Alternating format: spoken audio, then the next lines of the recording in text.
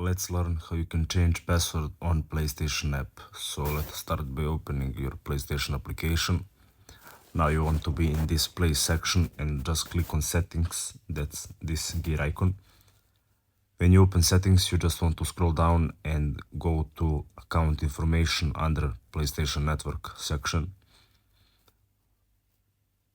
So it will open you this page. What you want to do is to click on these three horizontal lines under this down button and just click on security right here.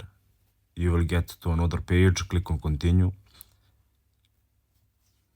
Here you will get your security page and you will see this password. Near it you will see the edit. Here you need to enter your password that you use now, and here you want to enter a new password and re-enter that new password. After you have finished, you just need to hit save and your new password will be saved.